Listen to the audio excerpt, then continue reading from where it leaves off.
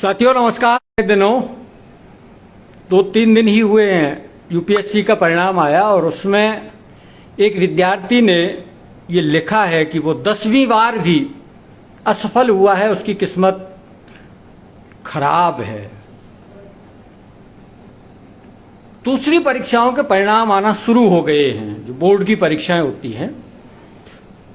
पिछला अनुभव ये कहता है कि जैसे जैसे परीक्षाओं के परिणाम आते हैं, विद्यार्थियों में हताशा, निराशा के साथ साथ ऐसी स्थिति देखने को मिलती है कि वो आत्महत्या तक करने को मजबूर हो जाते हैं। ये घटनाएं बढ़ती हैं। इसके पीछे का क्या कारण है और अभिभावकों की खासतौर से ऐसे समय में क्या भूमिका है, इस विषय पर जाने माने मनोचिकित्सक डॉक्टर प्रदीप डागुर जी से हम इस चर्चा को आगे बढ़ाते हैं। आपके सवाल इस चर्चा को रोचक और ज्ञानवर्धक करने में हमारी मदद करेंगे। डॉक्टर साहब, आपने समय निकाला, धन्यवाद। थोड़ा सा फोकस करें आपकी ये आत्महत्या की जो घटनाएं हैं विद्यार्थियों में खासकर। सभी सुनने वालों को मेरा सादर नमस्कार, बहुत बहुत धन्यवाद। आज आपने बहुत ही इम्पोर्टेंट टॉपिक इस पर उठाया है, क्योंकि आज सुबह ही एक मरीज मेरे पास आई, 19 साल की बच्ची, बिल्कुल डिस्टर्ब, अपसेट, ना रो रही, ना कुछ खा रही, ना पी रही।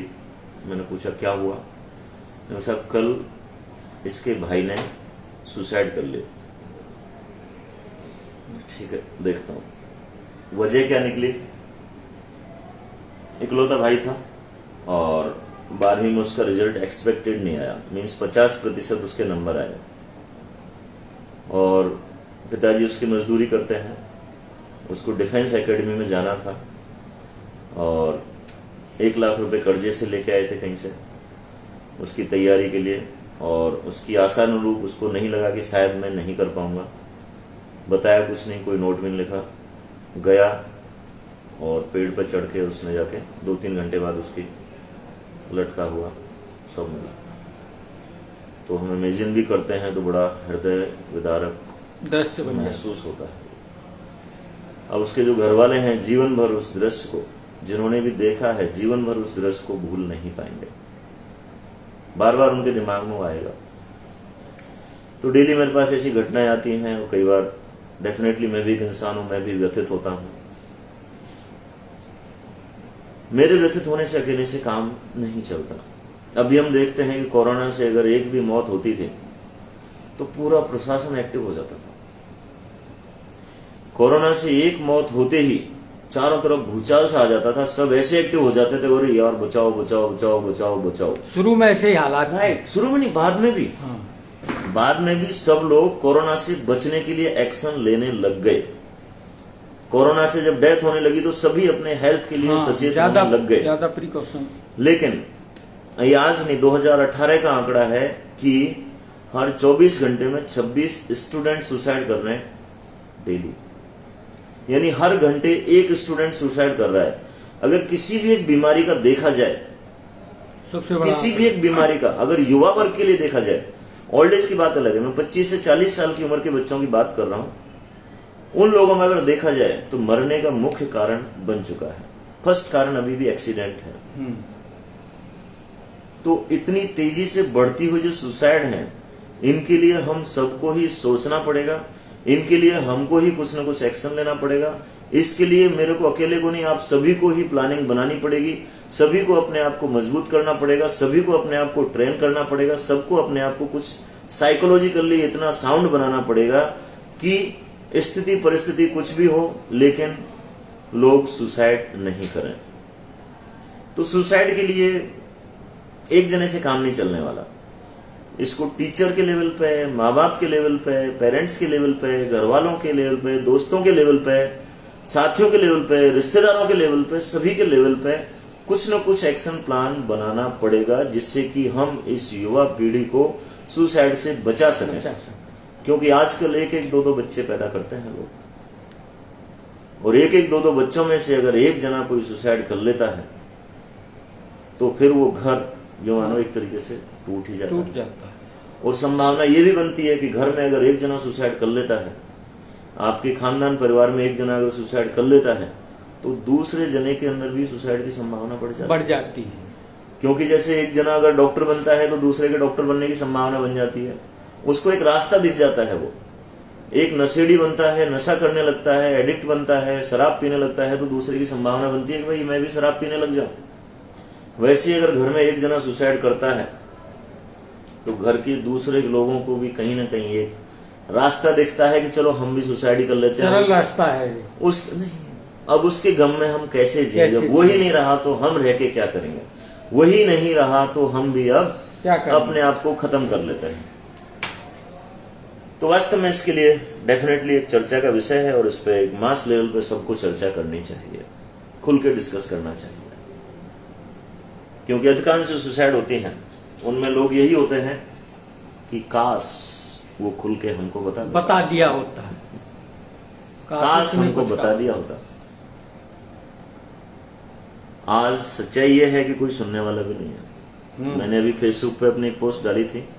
जापान में एक लगभग 70 साल की महिला ने बिस्किट की चोरी की और वो पकड़ी गई तो पुलिस ने उसको इंटरोगेट किया, उसके ऊपर FIR हुई, कंप्लेन हुई, थाने में उसको लेके गए। तो उसका पता किया गया, अरे तो बड़ी रिच फीमेल है, काफी पैसा है, इसके पास कोई कमी नहीं है, घर में अकेली रहती है, इसने चोरी क्यों की? क्या इसकी साइकोलॉजी डिस्टर्ब है? क्या मामला है? तो उससे पूछा गया, भाई साहब ने चोरी क्यों की? कि मेरे से कोई बात करने वाला तो नहीं है, मैं घर में अकेली रहती हूं, मैं किससे बात करूं, किसको सुनाऊं, किसको सुनूं? मेरे मन में बहुत सारी चीजें आती हैं, फोन पे भी कितनी बात करूं, किससे करूं? लोग मेरे हैं नहीं, अकेला मैं अकेली हूं। तो कम से कम इस बहाने से आप लोग मेरे को लेके तो आए, मेरे को सुन तो रहे आप लोग, मेरे को बोलने का मौका तो मिल रहा है कम से कम, और मेरे लिए यही सफिशिएंट है। मैं इसी इरादे के साथ मैंने चोरी की। तो अभी हम देखें तो हम लोग इतनी भीड़ के अंदर भी अकेले हो चुके हैं। आज तो कई बार लोग कहते हैं फेसबुक पर 5000 फ्रेंड हैं और घर वालों से बातचीत नहीं होती। राइट। मैं भी राउंड पे भी जाता हूँ, कहीं भी देखता हूँ बाहर यहाँ मरीजों की भीड़ रहती है। कई बार जो आके देखता हूँ, जैसे एंटर करता हूँ चैम्बर में, तो बाहर देखता हूँ अधिकांश के सभी के मोबाइल पे लगे रहते हैं। यहाँ पे बस पता नहीं क्या क्या चलता रहता है, क्या क्या चलता रहता है। और जो पड़ोस में उससे बात भी नहीं करते, भाई साहब आपके क्या हाल है, आप कैसे हो, आप कहाँ से आए हो? अच्छा मैं ठीक हो गया था, चलो मैंने थोड़ा सा खान पीन में चेंज किया, या मैंने थोड़ा सा दौड़ना चालू किया और उसकी वजह से दूसरे के साथ शेयर करें चीजें। राइट।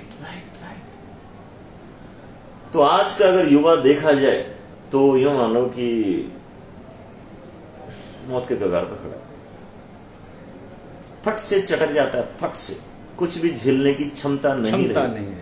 मैं खूब सारे केसेस देखता हूं साहब, मेरे को मोबाइल नहीं दिलाया, मैं अब जी के क्या करूंगा?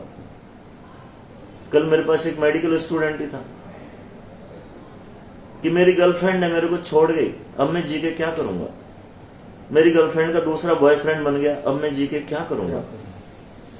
मेरे माँ बाप मेरे को बाइक नहीं दिला रहे, मैं जी के क्या करूंगा? मेरा रिजल्ट मेरे हिसाब से नहीं आया, मैं जी के क्या करूंगा? उस लड़की ने मेरे को रिजेक्ट कर दिया, मैं जी के क्या करूंगा? घर वालों से मैं स्कूटी चाहती हूं और मेरे को स्कूटी नहीं मिल रही, मैं जी को क्या करूं? जरा सी बात, जरा सी छोटी सी बात पे, छोटी सी बात पे। और इसमें मैं पेरेंटिंग का एक बहुत बड़ा रोल मानता हूं। हमने बच्चों को बहुत ही ज्यादा ओवर प्रोटेक्टेड कर लिया। बच्चे कुछ भी मांगते हैं हम फट से दे देते हैं। उनको फेलियर को झेलना ही हम नहीं सिखाते, हम उसको रिजेक्शन को, मना को, ना को सुनने की आदत ही नहीं डालते। मेरे बच्चे को ना किसने बोल दिया? मेरा बच्चा, मेरे बेटे के लिए किसी की ना ही नहीं है। भाई साहब देखो, मेरे बाप के पास पैसा नहीं था, कोई बात नहीं, मेरे पास है, मेरे पास पैसा है, सब कुछ है मेरे पास। मेरे बच्चे को मैं किसी चीज की कमी नहीं आने दूंगा। मेरा बच्चा जहां कहेगा बैसाखी बन जाऊंगा। मेरे बच्चे को कोई तकलीफ होगी, मैं फटाक से मैं बीच में खड़ा हो जाऊंगा। मेरे बच्चे को कोई कुछ भी नहीं बोल सकता, क्योंकि जो कष्ट मैंने झेला है, वो मैं कष्ट बच्चे को नहीं झेलूंगा। लेकिन वो भूल जाते हैं कि भाई साहब इन्हीं कष्टों को झेल के ही तो आप आगे बढ़े हो। अगर आपके जीवन में कष्ट नहीं आते तो क्या आप इतने पैसे वाले बनते? आपके जीवन में अगर तकलीफें नहीं आती तो क्या आप इतने मजबूत बनते? क्या जीवन में आपके अगर फेलियर्स नहीं आते, फेलियर्स को अगर आप टॉलरेट या झेलना नहीं सीखते, तो क्या आप सफल होते? जीवन में फेलियर किसके जीवन में नहीं हुआ? बड़े से बड़े व्यक्ति। मैं कहा करता हूं कि आप जीवन में कोई एक इंसान लाके खड़ा कर दो जो जीवन में कभी भी कहीं भी फेल नहीं हुआ। कोई भी ऐसा इंसान बता दो जिसने जिस चीज में हाथ डाला वहीं पे वो सफल हुआ। सभी जगह संभव नहीं है। चाहे वो अमेरिका का राष्ट्रपति हो, वही। चाहे देश का प्रधानमंत्री हो, चाहे संसार का सबसे रिच आदमी हो, चाहे इस देश का सबसे रिच आदमी हो, हर आदमी जीवन में कहीं ना कहीं फेल हुआ है। और एक चीज ये, मैं सत्या नडेले का कोई इंटरव्यू पढ़ रहा था, तो वो लोग ये नहीं पूछते कि आप कैसे सफल हुए, क्या किया, क्या करते हो। ऐसे वो इंटरव्यू लेते हैं तो यही पूछते हैं वो कि भाई साहब, जब आपके जीवन में फेलियर आया तो उस फेलियर को आपने कैसे डील किया, कैसे हैंडल किया। आपके जीवन में सबसे विकट परिस्थिति जब आई तो उसको आपने कैसे हैंडल किया, वो बताओ आप हमें। आप हमें ये मत बताओगे आपने क्या क्या अच्छा किया, आपने कैसे किया। नो नो, जब आपको टॉर्चर किया गया, जब आपके सारे रास्ते बंद हो गए थे जीवन के, तब जाके आपने आपको कैसे संभाला, वो बताओ आप हमें। वो होती है सच्ची स्टोरी, वो होती है सक्सेस स्टोरी। अदरवाइज तो जीवन, हाँ ठीक है साहब, माँ बाप ने पढ़ाया, फिर साहब मैं टीचर बन गया, फिर साहब मैं IAS बन गया, साहब सब कुछ ठीक चलता रहा, सब कुछ ठीक चलता रहा, तो इंस्पायरिंग स्टोरी नहीं होती वो लोगों की।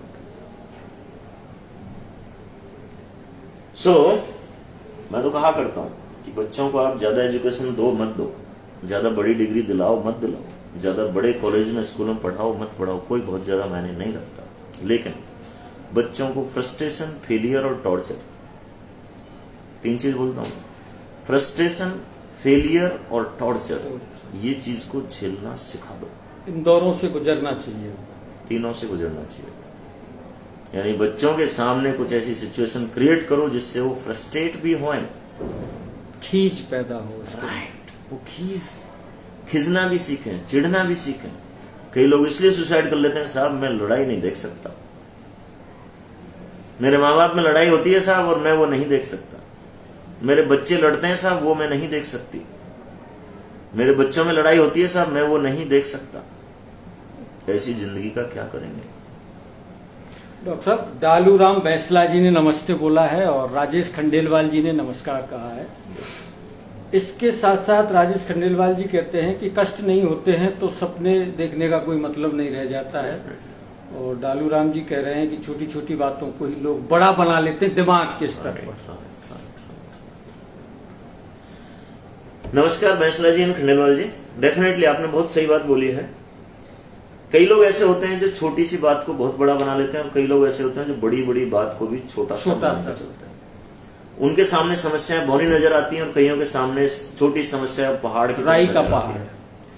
तो ये डिपेंड करता है फिर उसकी साइकोलॉजी पर, उसकी साइकोलॉजी कैसी है। अब ये डिपेंड करता है उसकी साइकोलॉजी, उसकी न्यूरॉन्स की केमिस्ट्री, यानी न्यूरॉन्स में क्षमता कितनी है। यानी कई लोग ऐसे होते हैं जो 5 किलो वजन में ही चे बोल जाते हैं, कई लोग ऐसे होते हैं जो 5 नहीं 100 किलो वजन को भी ऐसे सीधे उठा देते हैं। आपने देखा होगा नाल उठाते हैं। अब हम कहें कि भाई ये 5 किलो उठाने की जिसकी क्षमता है वो आदमी 100 किलो वजन उठाए, या वो सोचे कि मैं 100 किलो वजन भी उठाने लग जाऊं और फट से पहले दिन ही वो प्रैक्टिस करे, वो टूट जाएगा। हाँ, वो प्रैक्टिस करके धीरे धीरे 5 की जगह 50 तक जा सकता है। होती है आपकी क्षमताएं अलग अलग होती है, मानसिक क्षमताएं भी अलग अलग होती है। दिमाग के अंदर जितने रसायन होते हैं, जितने न्यूरोट्रांसमीटर होते हैं, जैसे आज मैं सुबह ही राउंड में बता रहा था, स्टूडेंट्स को कुछ पढ़ा रहा था कि हमारे दिमाग में कुछ रसायन होते हैं, सीरोटोनिन, डोपामिन रसायन होता है जो हमको आनंदित रखता है, खुश रखता है, फेलियर, फ्रस्ट्रेशन, टॉर्चर को हैंडल करने में हमको मदद करता है। अब अगर किसी के अंदर वो रसायन ही पहले से ही कम है, यानी किसी के अंदर वो रसायन कम बन रहा है, जैसे कि सिंपल तुलना करते हैं हम पेट से, कोई अधिकारी हो, पढ़ा लिखा हो, इंटेलिजेंट हो, होशियार हो, डॉक्टर हो, इंजीनियर हो, मंत्री हो, कोई भी हो, उसको पेट का एसिड कम होने की बीमारी हो सकती है, ज्यादा, हाँ या ना भाई। किसी भी अमीर, इंटेलिजेंट, पढ़े लिखे, होशियार, समझदार इंसान के अंदर, उसके पेट के अंदर एसिड कम बन सकता है, हाँ या ना? किसी भी इंसान के अंदर पेट का एसिड ज्यादा भी बन सकता है। अब होता क्या है, अगर पेट के अंदर एसिड कम बनेगा तो खाना, जो सिंपल से सिंपल खाना है, वो भी नहीं पचेगा। पपीता, चावल भी नहीं पचेंगे, खिचड़ी भी नहीं पचेगी। एसिड जरूरी है। एसिड जरूरी है। वैसे ही दिमाग के अंदर लगभग 100 तरह के एसिड बोलते हैं, जिनको हम न्यूरोट्रांसमीटर बोलते हैं, मस्तिष्क रसायन।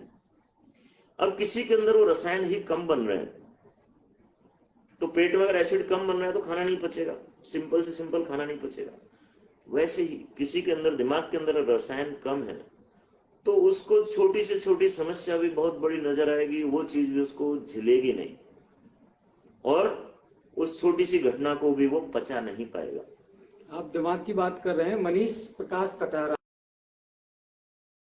क्या करें ध्यान सेट करने के लिए ताकि माइंड की एफिशिएंसी बढ़ सके? राइट, मैं उसका जवाब दूंगा, पहले इस बात को मैं कंटिन्यू कर रहा हूं। कुछ लोग ऐसे होते हैं जिनके दिमाग के अंदर रसायन बनता ही कम है, नेचुरली नहीं, जेनेटिक्स ही ऐसा है उसका। कुछ लोग ऐसे हैं जिनका खान पान ठीक नहीं है, इस वजह से उनका रसायन कम बनते हैं।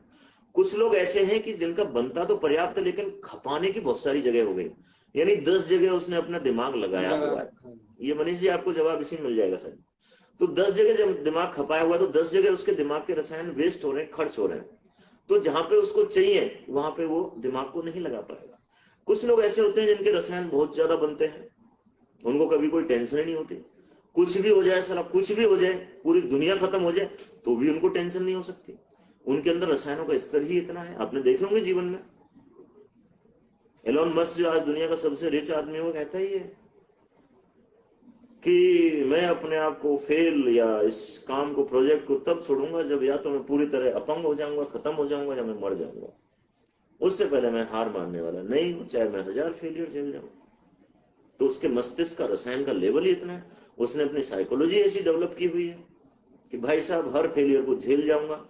तो अगर हम ये साइकोलॉजी बना के रखते हैं कि भाई साहब हर फेलियर को झेल जाऊंगा, हर समस्या को झेल जाऊंगा, हर टॉर्चर को, फ्रस्ट्रेशन को झेल जाऊंगा, तो धीरे धीरे धीरे धीरे उसको लगता है कि उसके दिमाग के अंदर फालतू की जगह वो रसायन वेस्ट होते ही नहीं। तो दिमाग के रसायन जिसके कम है वो कम झेलने की क्षमता है, जिसके ज्यादा है उसकी ज्यादा झेलने की क्षमता है। मस्तिष्क के रसायन को कई तरीके से बढ़ाया जा सकता है, दवाइयां देके बढ़ाया जा सकता है, खान पान सुधार के बढ़ाया जा सकता है, एक्सरसाइज, योगासन, मेडिटेशन, साइकोलॉजी, अच्छी संगति में बैठना, अच्छी दोस्ती रखना, सकारात्मक सोच वाले लोगों के साथ बैठना, सकारात्मक किताबें पढ़ना, सकारात्मक साहित्य पढ़ना, इन सब से हमारे दिमाग के रसायनों का स्तर बढ़ सकता है। तो एक एग्जाम्पल मैं दिया करता हूं कि अगर किसी को दुनिया का तख्त-ओ-ताज दे दो, यानी उसको दुनिया का पूरी दौलत दे दो, सरताज बना दो, राइट, और उसके दिमाग से जो आनंद के रसायन है उनको निकाल के खत्म कर दो, तो क्या वो आनंदित होएगा? नहीं होएगा। किसी आदमी को बिल्कुल करोड़पति, अरबपति, उसको भिखारी बना दो, सब छीन लो, लेकिन उसके मस्तिष्क के रसायन का स्तर बढ़ा दो, जो डोपामिन, सेरोटोनिन है, तो क्या वो दुखी होएगा? बिल्कुल नहीं होएगा। गौतम बुद्ध था, शुरू में वो जब राजा था, महल में रहता था, दुखी रहता था, क्योंकि उसके रसायन वहां पर क्लियरली, एक्टिवली काम नहीं करते।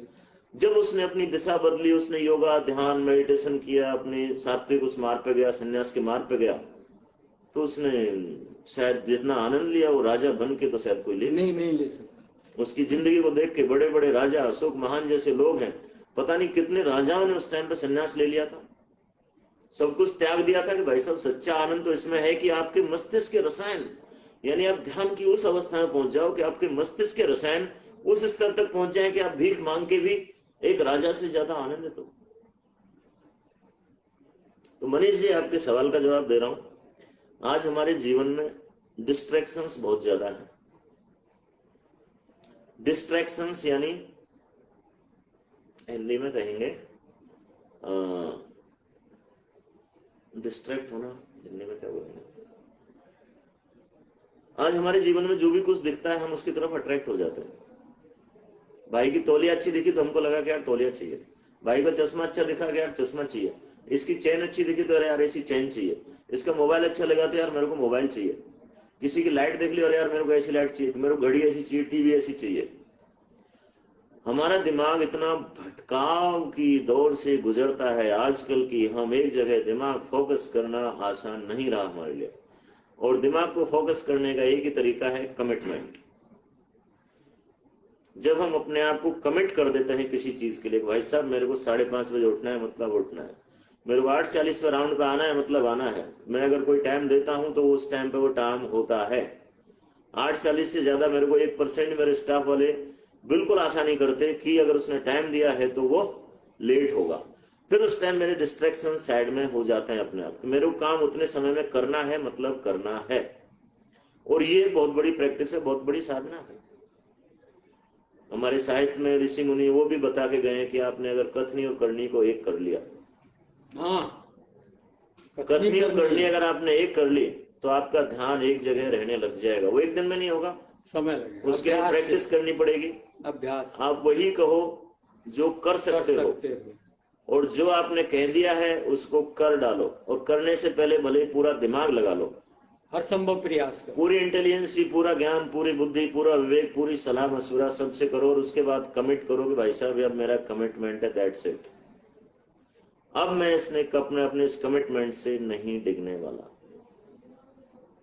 तो सबसे बड़ा कमिटमेंट अगर हमारा जीवन के लिए है कि भाई साहब देखो मरूंगा तो नहीं। मैं कई बार लोगों से प्रॉमिस करवाता हूं कि चला चाहे कोई टांग काट दे, पैर काट दे, गर्दन तो खैर नहीं, लेकिन टांग काट दे, हाथ काट दे, कान काट दे, आंख काट दे, आंख फोड़ दे, नाक काट दे, जीभ काट दे, लेकिन साला मरूंगा तो नहीं, जीवन समाप्त नहीं करो। हानि लाभ जीवन मरण, यानी जीवन मरण को तो साला परमात्मा के हाथ में रखूंगा, इसको तो अपने इस मेंटल दिमाग के हाथ में तो नहीं दूंगा। क्योंकि हमारा माइंड तो कभी भी कुछ भी कह सकता है। आज मैं राउंड पे बच्चों को, स्टूडेंट्स को ये सिखा रहा था कि हम लोग अधिकांश अपने मन की सुनते हैं। तो जो मन की सुनता है, केवल मन ही मन की सुनता है, उसको हम मेंटल बोल सकते हैं।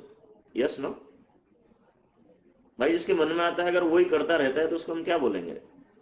कह देते हैं मेंटली बोलेंगे, मेंटली कहते हैं। हाँ, अब मैं यहाँ से उठ के यहाँ से डायरेक्ट चला जाऊं, क्या बोलोगे? अरे यार उसके मन में आया, उठ के चला गया। बीच में वो चल रहा था, सेशन चल रहा था, हम बात कर रहे थे, लाइव चल रहे थे, और उसके मन में आया कि मेरे को तो जूस पी के आना है, और भाई साहब जूस पीने चले गए। मेंटल आदमी है। तो अगर हमारे मन में जो जो आता है हम वही सब करने लग जाते हैं, तो कोई भी आदमी हमको देखते ही मेंटल बोल देगा। तो हमको मेंटल नहीं रहना चाहिए, हमको स्पिरिचुअल रहना चाहिए, हमको विजनरी होना चाहिए, हमको अपने कमिटमेंट का आदमी होना चाहिए। भाई साहब मेरा विजन क्या है, मेरा कमिटमेंट क्या है। अब मैं आपसे बात कर रहा हूं तो बाहर अगर मरीज बैठे भी हैं तो वो वेट करेंगे, मैं बीच में नहीं छोड़ के जाऊंगा। This is commitment. घर से फोन आए, साहब लंच का टाइम हो गया आप आ जाओ, मैं नहीं जाऊंगा, दिस इज कमिटमेंट। कमिटेड तो होना चाहिए, राइट। जब आपका कमिटमेंट है तब जाके आपका माइंड, जैसे बोलते हैं ना, शादी से पहले हम लोग, सगाई से पहले क्या होता है, हम 10 लड़कियां देखते हैं, और लड़कियां भी 10 लड़के देखती हैं। लेकिन जिस दिन एंगेजमेंट हो जाती है, जिस दिन रिंग सेरेमनी हो जाती है, तो फिर उसके बाद भी क्या लड़की देखते हैं हम? शादी के अगर 7 फेरे ले लिए तो क्या उसके बाद भी लड़के देखते हैं, अरे यार इससे शादी कर लो, इससे कर लो, इससे कर लो। हाँ, कुछ दिन बाद अगर कुछ पसंद नहीं आता है, वो चीजें अलग है, बात की बात है। लेकिन उस टाइम के लिए हमारा दिमाग फोकस हो जाता है, निश्चित हो जाता है, कमिटेड हो जाता है। फेसबुक देखते हैं ना, से अच्छा ही कौन है जो पीजी टाइम में थे, आज से 15-20 साल पुराने की बात है, अच्छा ये तो कमिटेड है यार। तो कमिटेड को कोई छेड़ना भी पसंद नहीं करता है। लोग उसके बारे में लड़कियों को हम कई बार सलाह दिया करते हैं, भाई साहब आप बिंदी लगा के चला करो। कई लड़कियां मांग भर के चलती हैं, चाहे उनकी शादी नहीं हुई है, कई जगह बाहर जाती हैं अकेली, तो जानबूझ के यहाँ पे रिंग डाल के चलती है। भाई साहब पहले से भी एंगेज्ड है, आप फालतू में दिमाग अनावश्यक आप फालतू में दिमाग मतलब अननेसेसरी अपना टाइम वेस्ट करो, अननेसेसरी मेरा टाइम वेस्ट मत करो, बिकॉज ऑफ दिस कमिटमेंट। तो आपका कमिटमेंट दूसरों को भी दिखना चाहिए, और हमारा कमिटमेंट सबको दिखना चाहिए। तो अगर कमिट करेंगे आपके, भाई साहब मेरे को 8 घंटे पढ़ना है मतलब पढ़ना है, 6 घंटे पढ़ना है मतलब पढ़ना है, और ये मेरे को टारगेट कंप्लीट करना है, इतने दिन में मेरे को इसको याद करना है, तो आपको कोई नहीं डिगा सकता। आपकी परिस्थिति, आपके डिस्ट्रैक्शंस आपको नहीं हटा सकते। सबसे बड़ा डिस्ट्रैक्शन आज के टाइम पे ये है। इसने तो बर्बादी के कगार पे पहुंचा दिया। यही बहुत बड़ी बीमारी है, सबसे बड़ी बीमारी बन के उभरने वाली है। लोग कोई भी हो, बार बार ये चेक करना, बार बार ये देखना, बार बार इसको खोलना, बार बार। आप सबसे पहले अगर इस पर कंट्रोल करना सीख गए, जैसे हमने इसको पूरी तरह बंद कर रखा है अभी, पूरी तरह बंद, ऑफ मीन्स ऑफ, चैन नहीं पड़ता है लोगों को। चैन नहीं पड़ता, बेचैनी एक बीमारी है। तो जिस काम को करे बिना आपको चैन नहीं मिलता है, इसका मतलब आप कहीं ना कहीं उसकी कमी की वजह से बेचैन होने लगते हो। और बेचैनी एक मानसिक रोग है। जैसे होता है ना, कहीं लग रहा है साहब मोबाइल नहीं मिलेगा तो चैन नहीं मिलेगा, मोबाइल में अगर मैं फेसबुक चेक नहीं करूंगा बार बार तो चैन नहीं मिलेगा, बेचैन सा होने लग जाता हूँ। सुबह उठते ही अगर मैं मोबाइल नहीं देखूं तो बेचैन सा होने लग जाता हूँ। अगर हर 10-15 मिनट में मोबाइल नहीं देखूं तो बेचैन सा होने लग जाता हूँ। इसका मतलब वो मानसिक रोग हो चुका है। अभी मैंने डाला था, ये वर्ल्ड हाइपरटेंशन डे था, उससे अगले दिन कुछ डाला था मैंने, कि अभी हमारे देश में 50%, देश में नहीं पूरे संसार में 50% तक ब्लड प्रेशर के मरीजों को नहीं पता कि उनको ब्लड प्रेशर की बीमारी है। आंकड़े चौंकाने वाले हो सकते हैं। और जिनको पता है उनमें से लगभग 50% लोग पता होने के बावजूद प्रॉपर ट्रीटमेंट नहीं लेते। और मैं कहा करता हूं कि लगभग 80 से 90% मानसिक रोगियों को जीवन भर पता नहीं चलता कि उनको कोई मानसिक रोग है। और 80 से 90% लोग जिनको पता चल चुका है कि उनको कोई मानसिक समस्या है या मानसिक रोग है, उनमें से 80 से 90% लोग प्रॉपर तरीके से टाइम से इलाज और दवाई नहीं लेते। तो बीपी इतना बड़ा किलर बन के उभर चुका है, वैसे ही मानसिक रोग सबसे बड़े किलर बन चुके हैं। गुंजन जाट इस समय बाड़ी में बैठे हैं, आपको नमस्कार बोल रहे हैं, और वो उनका कहना है कि आप उन्हें गोविंद के नाम से जानते हैं। ओके, नमस्कार, नमस्कार गोविंद जी। और गुंजन जाट।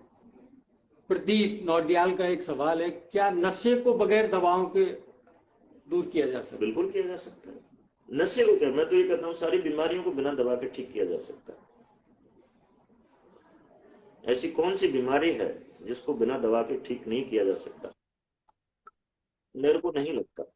अगर हम प्रॉपर उसके लिए प्रॉपर एक टेक्नोलॉजी, प्रॉपर एक सिस्टम, प्रॉपर एक तरीका फॉलो करें तो आप मेरे को कोई सी बीमारी का नाम बता दो जिसको बिना दवाई के मैं बोल सकता हूँ हाँ ठीक हो सकती है। कोई नाम बोलो, आप बताओ। मैं आपसे बोल रहा हूँ, आप बोलिए। इसी का ही आप जवाब दें, नशे वाली बात। राइट, नशे का। देखिए, किसी का अगर पैर टूटता है, हाथ टूटता है, तो इनिशियली उसको सपोर्ट की जरूरत होती है,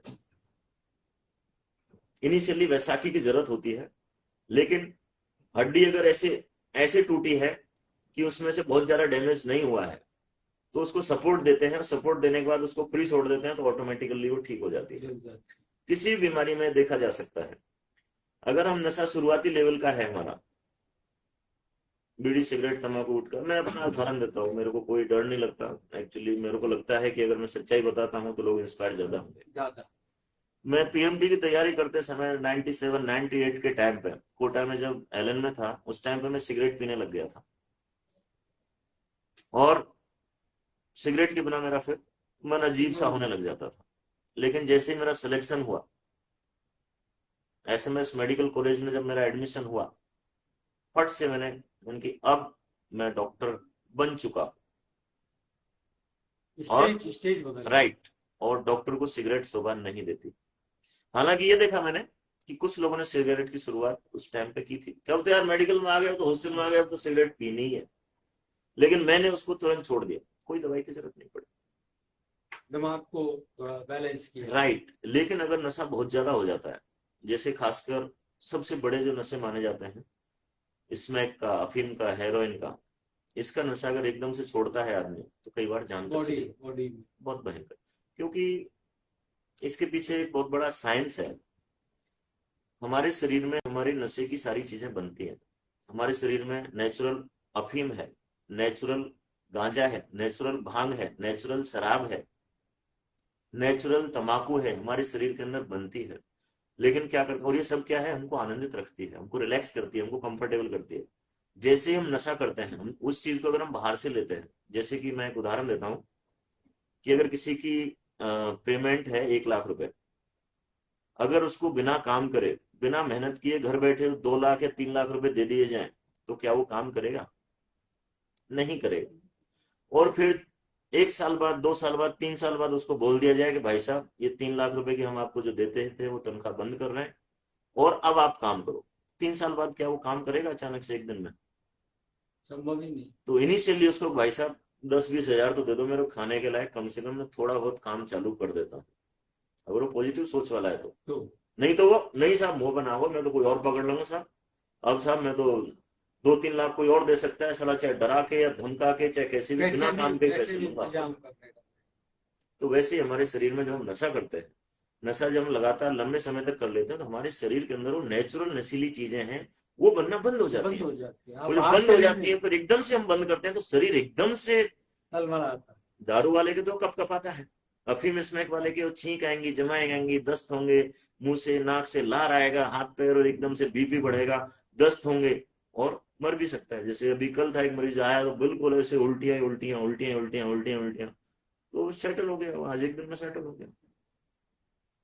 तो कल एक मरीज था मेरे पास जो नशे का इंजेक्शन का एडिक्ट था, तो उसका वो आया कल, हाथ कटवा के आया था बेचारा। मैंने कहा चलो ठीक है, हाथ गया, डॉक्टर साहब फिर भी आपने बचा दिया साहब, कम से कम टाइम पे सलाह दे दी। तो उसने इतने इंजेक्शन लगाए थे पूरा हाथ ही सड़ गया बेचारे का। तो जब नशा हम लंबे समय तक कर लेते हैं तो हमारे शरीर का जो नेचुरल सिस्टम है, नेचुरल नशे हैं वो खत्म हो जाते हैं, और वो खत्म हो जाते हैं तो एकदम से जब वो टूटते, एकदम से जब बंद करते हैं तो शरीर एकदम से जवाब देता है, दिमाग एकदम से जवाब देता है, कई बार दौरे आ जाते हैं, कई बार बेहोश हो जाते हैं, कई बार हार्ट अटैक हो जाता है, कई बार एकदम से जान चली जाती है। इसलिए इनिशियली कुछ समय के लिए मैं ऐसा बोलता हूँ कि जो ज्यादा स्ट्रांग विल पावर के हैं वो 1 महीने के अंदर ठीक हो जाता है। 1 महीने के अंदर जो स्ट्रांग विल पावर वाले हैं वो ठीक हो जाते हैं।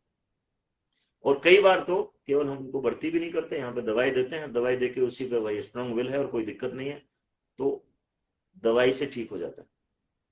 और फिर धीरे धीरे हम दवाइयां बंद कर देते हैं, हटा देते हैं। वो डिपेंड करता है उसकी विल पावर कितनी स्ट्रांग, कितनी, वो कितना कमिटेड है, वो कितना, हम जो बाकी चीज हम सलाह देते हैं उनको, भाई साहब आप अदर एक्टिविटीज में इन्वॉल्व होइए, आपको जो आनंद देती हैं, आप खेलना चालू करो, कूदना चालू करो, एक्सरसाइज चालू करो, आप लोगों से, अच्छे लोगों से मिलना चालू करो, जो इनके साथ आप नशा करते थे उन लोगों की संगत को आप बिल्कुल बाय कर दो, हमेशा के लिए दूर कर दो। आप आध्यात्म पढ़ो, आप भगवान की शरण में जाओ, प्रकृति की शरण में जाओ, आप गाय पालो, आप भैंस पालो, आप कुत्ते पालो, बिल्ली पालो, उनके साथ खेलो, आप उनके साथ आनंदित रहो आप, तो उससे भी हमारे दिमाग के अंदर ये सारे रसायन बनते हैं,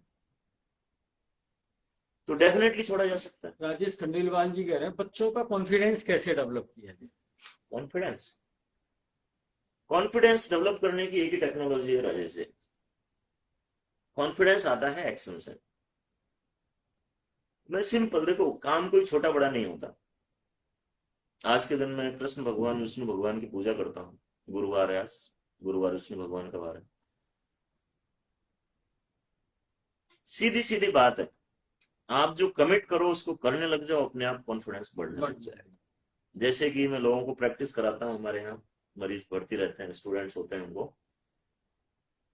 कि काम को छोटा बड़ा माने बिना आप केवल अपना अगला दिन शेड्यूल करो कि मैं सुबह 5 बजे बेड छोड़ दूंगा, 5:30 बजे तक मैं फ्रेश हो लूंगा, और मैं 6 बजे तक या 5:30 बजे दौड़ना चालू कर दूंगा, या 6 बजे मैं एक्सरसाइज चालू कर दूंगा, या 6 बजे मैं पार्क में पहुंच जाऊंगा, और 7 बजे मैं चाय पी लूंगा, और 8 बजे मैं नाश्ता कर लूंगा, 9 बजे मैं ऑफिस पहुंच जाऊंगा, और 10 बजे मैं बीच में पानी पीऊंगा, 12 बजे मैं टॉयलेट जाऊंगा, 2 बजे मैं लंच कर लूंगा, 3 बजे 3:30 बजे मैं सो जाऊंगा, 5:30 बजे मैं उठ जाऊंगा, और 5:30 बजे मैं हॉस्पिटल में दोबारा से पहुंच जाऊंगा।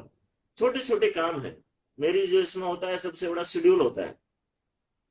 मैं अगर देखूं तो ये मेरा वो दिखा रहा हूँ सारा मैं 10:30 बजे बंद मीन्स बंद, 5:30 बजे मेरे को उठना है, मतलब उठना है बिना अलार्म के। मेरी नींद अपने आप में, कई बार जैसे नींद खुलती है, नींद खुल के मैं देखता हूँ टाइम क्या हो गया, और 5:28 हो रहे होते हैं, 5:30 हो रहे होते हैं। कॉन्फिडेंस बढ़ाने का तरीका है ये। कॉन्फिडेंस कैसे बढ़ता है? आप जो कहते हो वो करने लग जाओ, जब करने लगोगे तो आपके मन को, अंतर मन को अपने आप भरोसा होने लग जाएगा, भाई साहब जो कहता है वो करता है। और बच्चा जो कहेगा वो जब करने लगेगा तब जाके उसका कॉन्फिडेंस बढ़ेगा। कॉन्फिडेंस बढ़ाने की कोई गुट्टी नहीं है, कोई दवाई नहीं है। ये स्यूडो कॉन्फिडेंस है जो दारू पीने के बाद जो डांस करते हैं, नशा करने के बाद जो डांस करते हैं, करने के बाद जो थोड़ा कॉन्फिडेंटली बोलते हैं, स्यूडो कॉन्फिडेंस है। अगर किसी में बोलने का कॉन्फिडेंस नहीं है तो बोलने लग जाओ कि भाई साहब मैं तो बोलूंगा। आज आपने फोन किया मेरे को, भाई पहले आपने मेरे को बोला था कि साहब अगली बार भी आप टाइम देना। मैंने आपको बोला ठीक है, अगर आप मेरे से टाइम लेके आओगे तो मैं आपको महीने में 2 बार भी टाइम दे दूंगा। मैंने आपको दे दिया, वचन दे दिया, सब दे दिया, कमिटमेंट था मेरा। आज आपका फोन आया लगभग 11 बजे, मैंने कहा साहब अभी नहीं, 2 बजे आ जाओ। क्या है ये? मेरा कॉन्फिडेंस आपके बढ़ेगा अपने आप? आपका कॉन्फिडेंस मेरे प्रति बढ़ेगा या नहीं बढ़ेगा? नेचुरल है। तो बच्चों के साथ भी हमको ऐसा व्यवहार करना होता है। हम एक्चुअली बच्चे इमिटेट करके ज्यादा सीखते हैं, नकलची होते हैं बच्चे, बंदर की तरह होते हैं बच्चे। आप क्या कर रहे हो वो ज्यादा सीखेंगे, आप क्या कहते हो बिल्कुल नहीं सीखेंगे देखकर। क्योंकि ज्ञान तो पता नहीं कितना, राम कृष्ण हनुमान जी शिव जी पता नहीं कितना ज्ञान दे गए, ऋषि मुनि पता नहीं कितना ज्ञान दे गए हम लोगों को। ज्ञान से कुछ फर्क पड़ा है क्या? क्रियान्विति। राइट। अभी 2 दिन पहले था, हमारे दोस्त थे, बोले क्या वो योगा करते हैं? मैंने कहा राइट, और हमने योगा किया। फिर मैंने बताया उनको, मैंने कि लोग पता है क्या है, जैसे हम कोई कंसेप्ट बताते हैं, हम कोई काउंसलिंग की, साइकोलॉजी की हम कोई चीज बताते हैं, हम कोई गीता की या कृष्ण की या कोई भी हम कोई टेक्निक बताते हैं स्ट्रेस मैनेजमेंट की, तो अधिकांश पता है क्या आता है? सब पता है मेरे को। कोई बोले भाई साहब मेरे जैसे मेरे कोई दोस्त है, क्या डाउट वेट कम करना है, मैंने कहा यार सब पता है तेरे को क्या बताऊं मैं? कि नहीं यार फिर भी बता दो। मैंने कहा तू भी डॉक्टर है, सब पता होगा तेरे को। कि नहीं नहीं यार बता रहा। तो मैंने कहा भाई देख, सुबह जल्दी उठा कर, क्या वो तो पता है। मैंने कहा नशा वशा करता है तो छोड़ दे, कर यार वो तो पता है। मैंने कहा भाई साहब पता सब कुछ। नहीं नहीं नहीं, और सारी चीज। फिर मैंने कहा ऐसा कर यार 10 किलोमीटर दौड़, कर यार वो तो नहीं होगा। 10 किलोमीटर मैंने 5 किलोमीटर चालू कर दे, धीरे धीरे बढ़ा ले। कि नहीं यार ये तो नहीं होगा, ये तो नहीं होगा। फिर मैंने कहा चल ठीक है, तू ऐसा कर, अन्न की जो रोटी है वो दिन में 1 ही बार खा, कर यार वो तो पता है लेकिन होगा नहीं। तो हम जो कहते हैं ना भाई साहब आप सुबह उठो, आप थोड़ा सा ध्यान करो, आप एक्सरसाइज करो, आप मेडिटेशन, अरे यार ये तो पता है, ये तो पता है मेरे को। सला हमारी सबसे बड़ी प्रॉब्लम ये है कि हमको पता सब है, कुछ है लेकिन हम करते कुछ नहीं है। तो मैंने योगा किया, तो मैंने कहा जैसे आपने बोला योगा करो और मैंने फट से कर लिया, मैं बोल देता भाई साहब योगा तो मेरे को आता है, अब उससे क्या ढेला फर्क पड़ता है मेरे जीवन पे? मेरे को सारे योग आते हैं सब। कोई मेरे बोलेगा डॉक्टर साहब आप योगा किया करो, और मैं कह दूं नहीं साहब मेरे को तो सारे योगासन आते हैं, क्या फर्क पड़ना है उससे? मैं किसी को भाई साहब आप ध्यान करो, हाँ हाँ मेरे को आता है, ध्यान करना आता है, कब का किया? 2 साल हो गए सर।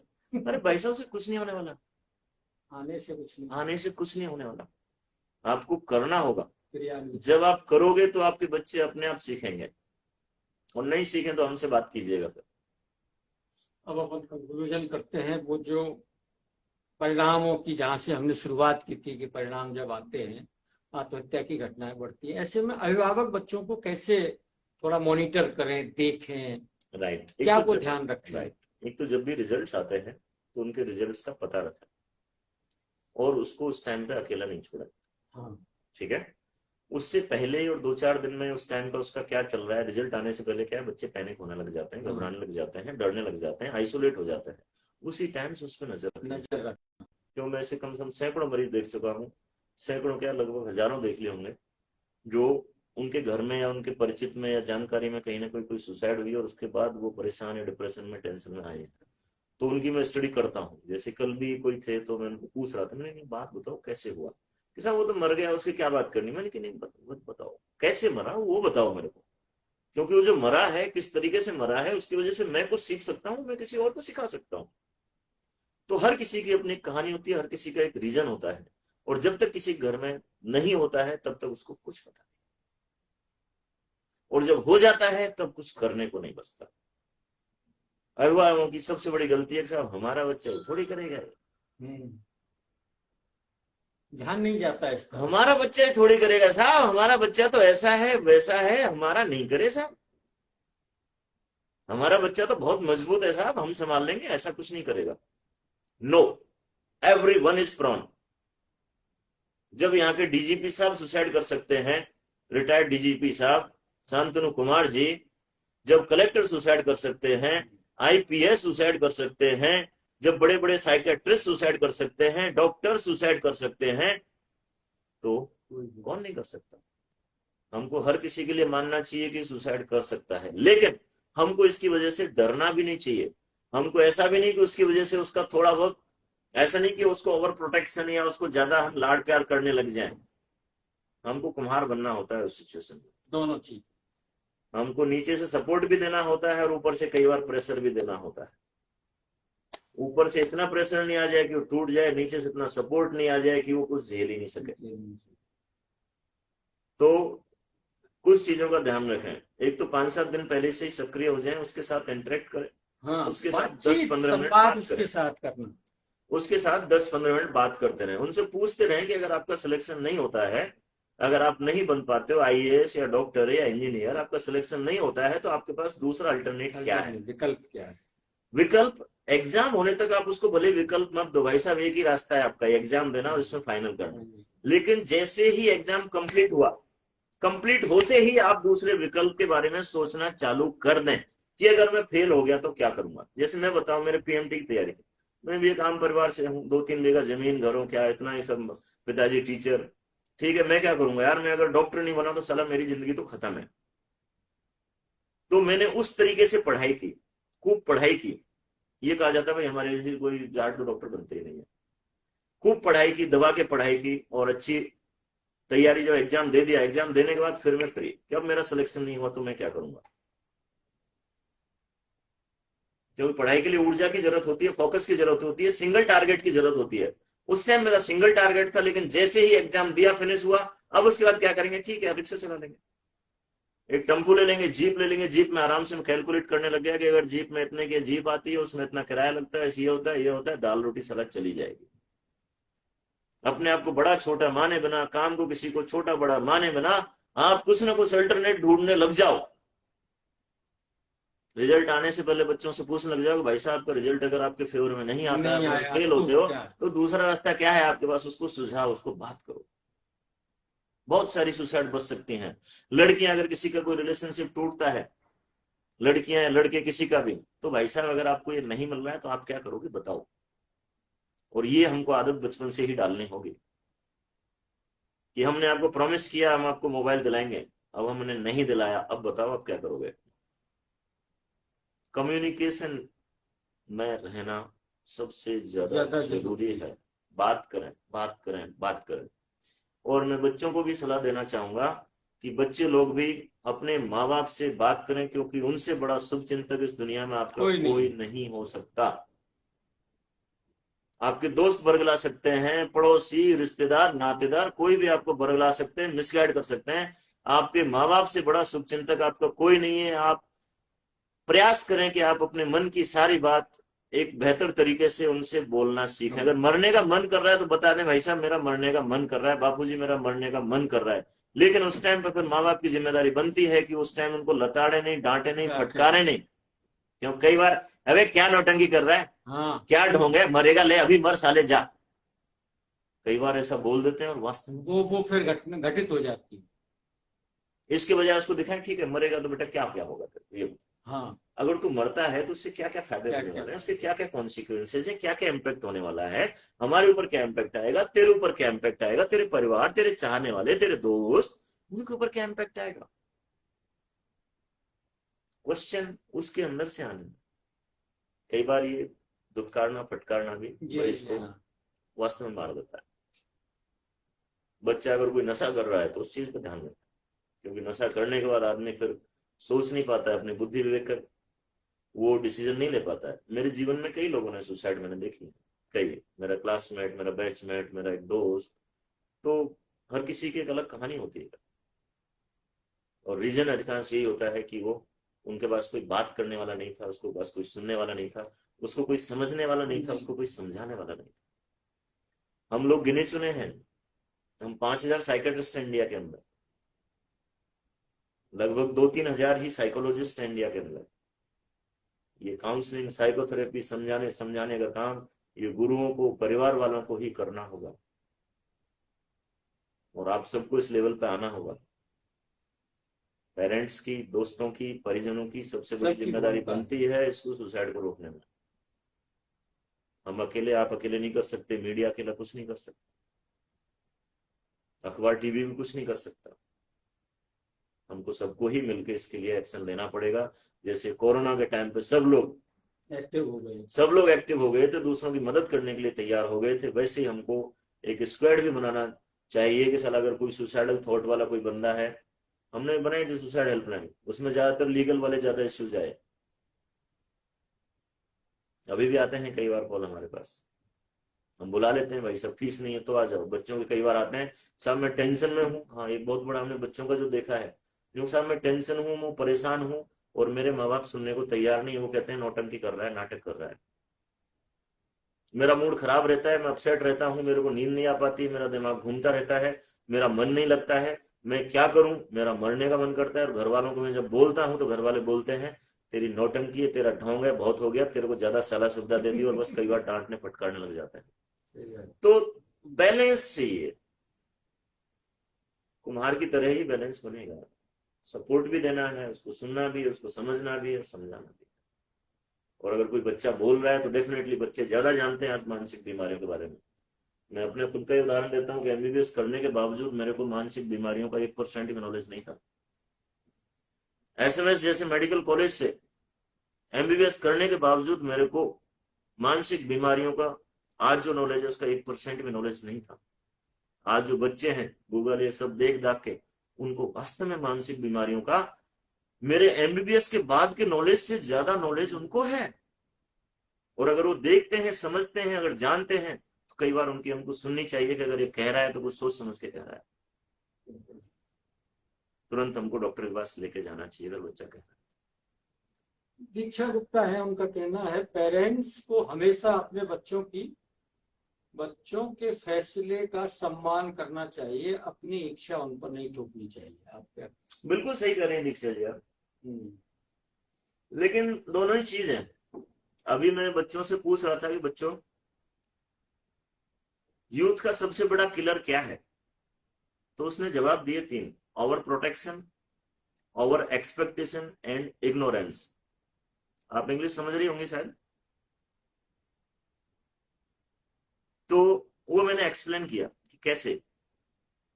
ओवर एक्सपेक्टेशन यानी किसी के अंदर 5 किलो वजन उठाने की क्षमता है, उससे हम आशा करें कि 100 किलो वजन उठाने लग जाए। किसी क्षमता है कबड्डी खेलने की, और उसको हम बोले नहीं आपको बास्केटबॉल का प्लेयर बनना चाहिए। आज सचिन तेंदुलकर के घर वाले उसको बोल देते कि नहीं साहब तू क्रिकेट मत खेल, तू तो फुटबॉल जा, तो फुटबॉल में क्या उसका कुछ नाम होता? नहीं होता, डेफिनेटली नहीं होता। फुटबॉल में वो अच्छा प्लेयर साबित होता ही नहीं। तो दोनों ही चीज है इसमें, हमको बच्चों को एक्सप्लोर करने का मौका देना चाहिए, ओवर एक्सपेक्टेशन करे बिना कि भाई साहब ठीक है आप कबड्डी खेल के देखो, फुटबॉल भी खेल के देखो, आप सारी चीज करके देखो। आप डॉक्टर बनना चाहते हो तो 2-4 दिन किसी डॉक्टर के पास रह के देखो, आप हॉस्पिटल में जाके देखो, किसी डॉक्टर रिश्तेदार के पास जाके देखो। आप इंजीनियर बनना चाहते हो तो इंजीनियर के पास जाके देखो। और ये 10वीं क्लास से पहले ही कर लेना चाहिए। आपको अगर टीचर बनना है तो आप स्कूल में जाके देखो टीचिंग कैसे होती है, क्या होती है, आप उसमें एक बार करके देखो। आपको अगर रिक्शा चलाना है तो एक बार रिक्शा चला के देखो, आपको टेम्पो चलाना है टेम्पो चला के देखो, आपको पायलट बनना है तो एक बार पायलट से मिल के देखो। ये बच्चों को फ्रीडम देनी चाहिए हम पेरेंट्स को। आप ये करके देखो, फिर आपको क्या लगता है तब जाके आप उसको चूज करो, और फिर जो वो चूज करता है। मैं कहता हूं बच्चों में, तुमको अगर पान की दुकान खोलनी है, ठेला भी चलाना है, सब्जी भी बेचनी है, करो। I am okay with that, I am completely okay with that. हमको अपना बड़प्पन, अपना अभिमान साला उनके ऊपर थोपना नहीं चाहिए कि नहीं साहब मैं बड़ा हूं, मैं डॉक्टर हूं तो तुमको भी यही बनना है। नो, आप चाहो तो यहाँ पे रिसेप्शनिस्ट भी बन सकते हो, आपका पसंदीदा काम होना चाहिए, पसंद की काम, उसको आनंद आना चाहिए। क्योंकि हमको और हमारे लिए एक्चुअली हम सब काम जो करते हैं आनंद के लिए करते हैं। अगर किसी काम को करने से आपके आनंद की समाप्ति हो रही है तो वो काम आप सबसे बड़ा पाप कर रहे हो, अपराध कर रहे हो, अपनी अंतरात्मा के ऊपर सबसे बड़ा बोझ डाल रहे हो। तो डेफिनेटली, लेकिन हमको कई बार बच्चों को पता नहीं होता है, तो हमको माँ बाप का गाइडेंस लेना भी जरूरी है कि साहब मैं डॉक्टर बनना चाहता हूं तो डॉक्टर के क्या फायदे हैं, क्या नुकसान है, पापा मेरे को नहीं पता। क्योंकि बच्चा कई बार ये कहता है कि नहीं साहब मेरे को तो डांसर बनना है, तो उसको डांसर बनने के फायदे नुकसान उसको बताने होते हैं, किसी डांसर के पास ले जाना चाहिए। मेरे को म्यूजिशियन बनना है, तो भाई साहब कितने म्यूजिशियन है, क्या फ्यूचर है, वो सारा उसको जानने का हक है, उसको बताने का हमको काम करना चाहिए। दीक्षा ने थैंक्स बोला है सर, और गजेंद्र कुमार पारासर जी। आपकी दिनचर्या जानना चाहते हैं। डॉक्टर साहब आपकी टाइमिंग क्या है, मुझे दिखाएं, बताएं जरा। मैंने बता दिया था अभी जो शेड्यूल था। मैं 5:30 बजे उठता हूँ, और अकेला होता हूँ तो 6:15 बजे दौड़ना चालू कर देता हूँ। नहीं तो फैमिली और बच्चे अगर साथ में होते हैं तो 6:30 तक दौड़ना चालू कर देता हूँ। लगभग 10 किलोमीटर दौड़ता हूँ। उसके बाद 10-15 मिनट में हल्की सी कुछ एक्सरसाइज करता हूँ, योगासन करता हूँ, 15 मिनट मेडिटेशन करता हूँ। उसके बाद नहाता हूँ। नाश्ता करने के बाद राउंड पे आ जाता हूँ। फिर मेरा टाइम फिक्स है। उसके बाद राउंड के बाद, राउंड में टाइम कई बार कम लगता है, ज्यादा लगता है, लेकिन हॉस्पिटल का टाइम मेरा फिक्स है। और हॉस्पिटल से यहाँ से 2 बजे जाने के बाद, 2 के बाद कई बार 2:30 भी बज जाते हैं। लंच करता हूँ, लंच करने के बाद रेस्ट करता हूँ। उस टाइम पे कुछ मोबाइल देखता हूँ, WhatsApp media, social media check करता हूँ। और फिर मैं रेस्ट करता हूँ, सोता हूँ। और सोने के बाद 5:30 बजे मेरे को दोबारा हॉस्पिटल आना होता है। 5:15 के आसपास उठ जाता हूँ। 5:30 बजे मैं हॉस्पिटल फिर दोबारा से मरीज देखता हूँ। 8 बजे डॉट में अपना चैम्बर छोड़ देता हूँ, और जाके फिर अपनी फैमिली के साथ होता हूँ। कई बार कुछ इमरजेंसीज होती हैं तो बीच में डील करता हूँ। कई बार कोई और काम होते हैं, कोई नाते रिश्तेदार होते हैं, तो मेरा शेड्यूल डिस्टर्ब आराम से होने देता हूँ। शेड्यूल डिस्टर्ब होता है तो इसका मतलब मैं अपने आप को ग्लानिग्रस्त नहीं करता हूँ, किसी दूसरे को दोषी नहीं मानता। जैसे आज मेरे कोई पापा के मित्र थे, हमारे कोई मिलने वाले आए थे, तो आज मैं दौड़ा नहीं, तो I am completely okay with that. इतना बड़ा जीवन है, एक दिन अगर नहीं दौड़े तो भी कोई फर्क नहीं पड़ना, क्योंकि मेरा एक डायलॉग है, आप उसको ध्यान से सुनिएगा सभी लोग, कि अगर आप महीने में 25 दिन अपना शेड्यूल फॉलो करते हैं तो 5 दिन आप नहीं भी करें तो कोई ज्यादा फर्क नहीं पड़ने वाला। और अगर महीने में 25 दिन आप कोई शेड्यूल फॉलो नहीं करते हैं और 5 दिन शेड्यूल फॉलो भी कर लें तो भी कुछ फर्क नहीं पड़ने वाला। यानी साल में आपने पूरे साल पढ़ाई नहीं की और 5 दिन पढ़ाई करोगे तो कुछ नहीं होने वाला। साल में आपने पूरे साल पढ़ाई की और 5 दिन पढ़ाई नहीं भी की तो ज्यादा फर्क नहीं पड़ने वाला। तो रेगुलरली आप क्या करते हो, साल भर में 300 दिन आप क्या करते हो, वो मायने रखता है। 300 दिन सफिशियंट है, महीने में 25 दिन सफिशियंट है। आप हर चीज से बीच में 4-5 दिन के लिए तो ब्रेक लेना चाहिए। ब्रेक से इतने में दिक्कत नहीं है, अवश्य लेना चाहिए। Anything else? चलते चलते आप कुछ और सलाह लोगों को आखिर में देना चाहिए। सलाह देते रहेंगे, अब आपने जब हमसे कमिटमेंट ले लिया है तो। लेकिन आज के लिए सलाह यह है कि अपने दिमाग को इतना मजबूत रखें कि हर चीज को, हर टॉर्चर को, हर फेलियर को, हर स्थिति, हर परिस्थिति को वो झेल जाए। और उसके लिए सारी चीज जो मैंने अपना शेड्यूल बताया है, क्योंकि मेरे को लोग बोलते हैं, लोगों के सवाल भी तो होते हैं ना मेरे से, मेरे डेली एक आध सवाल एक आध आदमी बोल जाते हैं, डॉक्टर साहब आप दिन भर इतनी कहानियां, इतनी टेंशन, डिप्रेशन, दिन भर गम और ये साला सब लोगों की ये सुनते रहते हो, हाँ आप डिप्रेस नहीं होते क्या? मेरा एक मित्र है, वो भी साइकेट्रिस्ट है, एम से किया हुआ है। तो वो मेरे को बोल रहा था कि यार डागुर, साला साइकेट्रिस्ट को थोड़ा वो डिप्रेशन तो आना ही होता है। साला लोग, इंडिया के 33% लोग भी जानते हैं, इंडिया के 33% लोग ये मानते हैं, उनको यकीन है कि दिमाग के डॉक्टर यानी साइकेट्रिस्ट तो खुद ही थोड़ा बहुत डिप्रेशन के, टेंशन के मरीज होते हैं। देश शब्दों में पागल होता है। तो मैंने उसको बोला कि नहीं भाई, तू थोड़ा आइडिया चेंज कर। कैसे? मैंने कहा यार हम लोगों को तो एक्चुअली इतना डिप्रेशन और टेंशन और इस टाइप की इन परिस्थितियों और स्थितियों का इतना एक्सपोजर होता है कि हमको पता कर लेना चाहिए कि भाई साहब टेंशन डिप्रेशन क्यों आता है, कैसे आता है, हमारे अंदर कब और कैसे आ सकता है, उसका समाधान पहले ही कर लेना चाहिए। तो मैं भाई साहब, मैं कहता हूं कि अगर मैं साइकेट्रिस्ट नहीं होता तो आज टेंशन डिप्रेशन का या थोड़े बहुत नशे का शिकार मैं भी होता। लेकिन मैं हूं, तो मैं परमात्मा का धन्यवाद देता हूँ, मेरे माँ बाप का धन्यवाद देता हूँ कि उन्होंने मेरे को साइकेट्रिस्ट बनने के लिए अलाउ किया। नहीं तो जबरदस्ती, नहीं नहीं तू ये नहीं बनेगा, कुछ और बनेगा, ये कर, नहीं भाई साहब मेरे को तो यही बनना है। तो मैंने कम से कम अपने आप की साइकोलॉजी को इतना इम्यून किया हुआ है कि कोई इस टाइप की चीज नहीं हो। लेकिन फिर भी मैं कहता हूं कि 5% संभावना फिर भी है कि मेरे को ही कभी कोई मानसिक रोग हो सकता है। मैं अपना चेकअप कराता रहता हूँ, मैं अपनी साइकोलॉजी का असेसमेंट करवाता रहता हूँ कि मेरी साइकोलॉजी में कुछ गड़बड़ तो नहीं आ रही, भाई साहब चेक कर लो। कुछ साइकोलॉजिकल टेस्टिंग होते हैं, हमारी साइकोलॉजी से करा लेता हूँ, मेरा टेस्ट करो। और मैं कह के रखता हूँ कि अगर मैं डिस्टर्ब हो जाऊं, कई बार अगर बहुत ही ज्यादा डिस्टर्ब हो जाऊं कि कंट्रोल में नहीं रहूं, मैं मानना ही बंद कर दूं कि मैं बीमार हूं, तो मेरे को ये इंजेक्शन लगाना, ये दवाई देना, मैंने पहले से ही इनको अपने स्टाफ को बोला हुआ है। इतनी फ्लेक्सिबिलिटी रखता हूं जीवन में। सो आखिरी संदेश यही है, अगर आपको कोई बीमारी है तो आप मान लें और बीमारी का इलाज कराएं, उसका समाधान कराएं, डरे नहीं, घबराएं नहीं, खुल के बोलें। आपके माँ बाप नहीं सुन रहे तो दोस्तों से बोलें, नहीं सुन रहे तो हमारे पास आ जाए, हम सुनेंगे। कई बार बच्चे आते हैं, साहब फीस भी नहीं है हमारे पास में, कोई बात नहीं, फीस नहीं तो क्या है, बाद में आ जाएगी, तू जिंदा तो रहे, सलामत तो रहे। कई बार ये भी करते हैं, करना पड़ता डॉक्टर धर्मेंद्र शर्मा है, है। जी आपको एक बहुत अच्छी सलाह दे रहे हैं। जी। डॉक्टर साहब, आप एक मोटिवेशनल स्पीकर के जैसा भी काम कर सकते हैं। नया प्रोफेसर बता रहे हैं आपको। बिल्कुल साहब, धन्यवाद। मैं इस पे गौर करूंगा, आपकी सलाह पे बिल्कुल ध्यान दूंगा। बहुत बहुत धन्यवाद। उन्होंने उदाहरण भी दिया है कि जैसे संदीप माहेश्वरी सर को भी बीट कर सकते हैं। किसी से क्या बीट करना, मेरी यात्रा अलग है, आपकी यात्रा अलग है, उनकी यात्रा अलग है।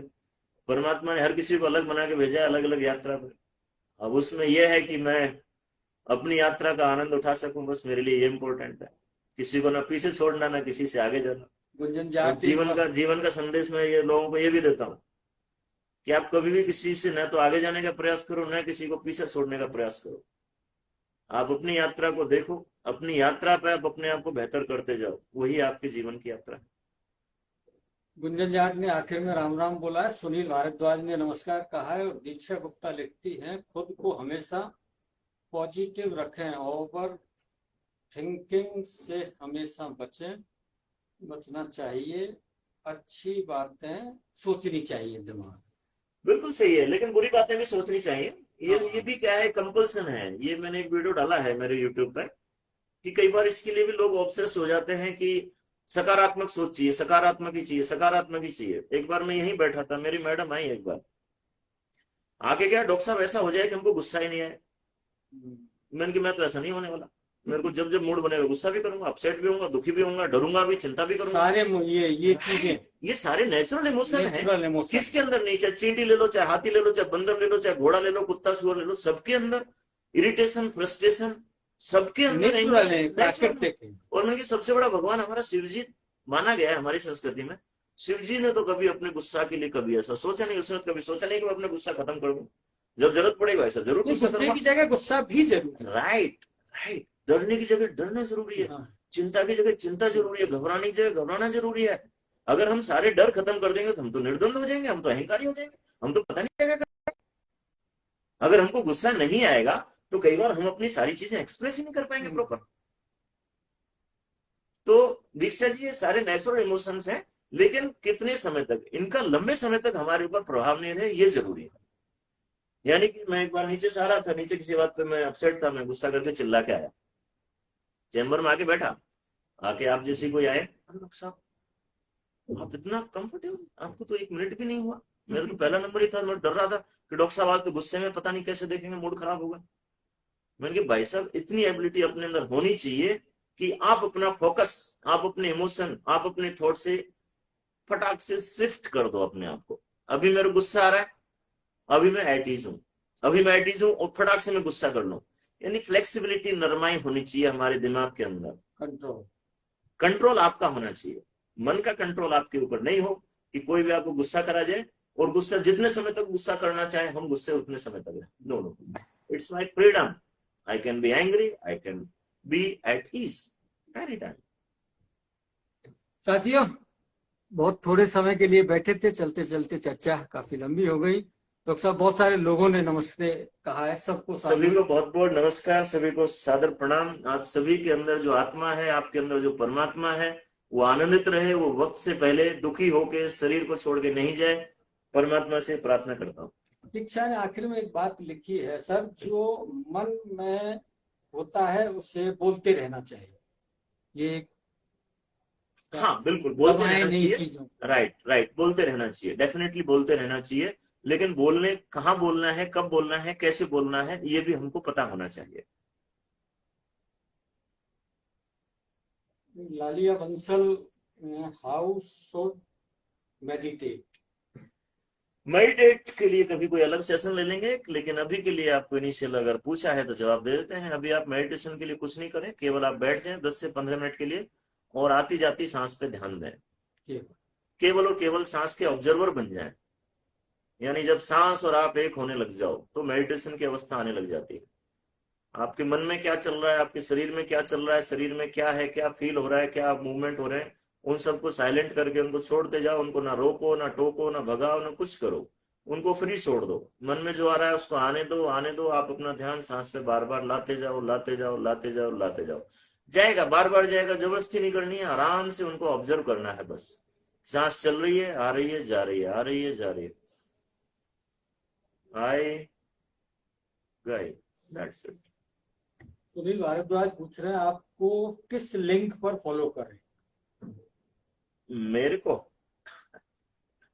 मेरा एक यूट्यूब चैनल है, लेकिन मैं ज्यादा उसमें डालता नहीं हूँ। शायद टाइम मेरे से कोई लेता है तो मैं दे देता हूँ, लेकिन कई बार खुद शायद उसके लिए नहीं दे पाता हूँ। प्रदीप, डॉक्टर प्रदीप डागर नाम से एक मेरा यूट्यूब चैनल है, और प्रदीप डागर हॉस्पिटल नाम से मेरा फेसबुक चैनल है, फेसबुक का वो अकाउंट है।